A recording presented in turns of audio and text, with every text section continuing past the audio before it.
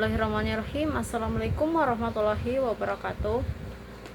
Perkenalkan, nama saya Saryani Erlapatau dengan NIM A321220559. Di sini saya akan mempresentasikan resume saya mata kuliah kriminologi. Nomor 1, dalam teori Stern-Marton, manakah dari 5 adaptasi terhadap tekanan yang paling sering ditemukan dalam kasus kejahatan remaja, dan faktor-faktor apa yang mempengaruhinya? Jawaban: dalam teori Stern-Marton, adaptasi yang paling sering ditemukan dalam kejahatan remaja adalah inovasi kriminalitas. Adaptasi ini sering terjadi ketika remaja menerima tujuan budaya, misalnya kesuksesan finansial, tetapi menolak cara-cara yang sah untuk mencapainya. Faktor yang mempengaruhi adaptasi ini meliputi kesenjangan antara tujuan dan sumber daya, tekanan teman sebaya, kurangnya pengawasan orang tua, lingkungan yang tidak kondusif, dan akses ke sarana kejahatan. Kemudian nomor 2,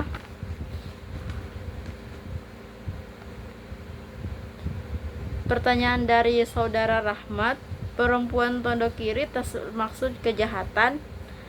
Jawabannya, menurut saya perempuan yang berada di tondok kiri adalah atau termasuk dalam kejahatan karena masih banyak jalur untuk mendapatkan uang tanpa harus menjual diri. Dalam hal ini, kurangnya keimanan bahkan tidak mempunyai rasa malu.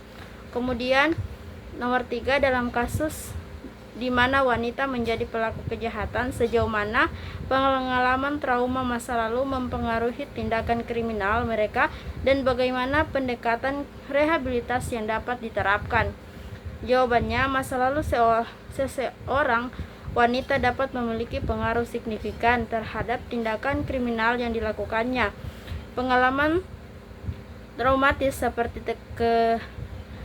kekerasan fisik, seksual, dan emosional, terutama di masa kanak-kanak, dapat menyebabkan masalah kejahatan mental seperti gangguan stres, pasca trauma, depresi, dan kecemasan.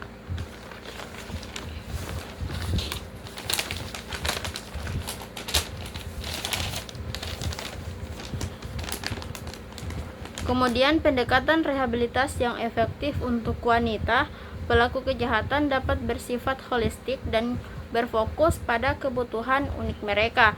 Pendekatan ini mencakup 1. Terapi trauma, 2. Program pendidikan dan pelatihan keterampilan, 3. Dukungan sosial, 4. Layanan kesehatan mental dan fisik, 5. Program integrasi masyarakat. Kemudian nomor 4, mengapa pada umur remaja tingkat kejahatan meningkat? Jawabannya, pada masa remaja tingkat kejahatan cenderung meningkat karena adanya berbagai faktor psikologis, sosial, dan lingkungan secara psikologis. Remaja berada dalam fase pencarian identitas dan sering memiliki kontrol emosi yang belum stabil. Hal ini membuat mereka lebih impulsif dan rentan terhadap tekanan kelompok sebaya yang dapat mendorong mereka melakukan tindakan kriminal seperti perkelahian, pencurian, atau penyalahgunaan narkoba.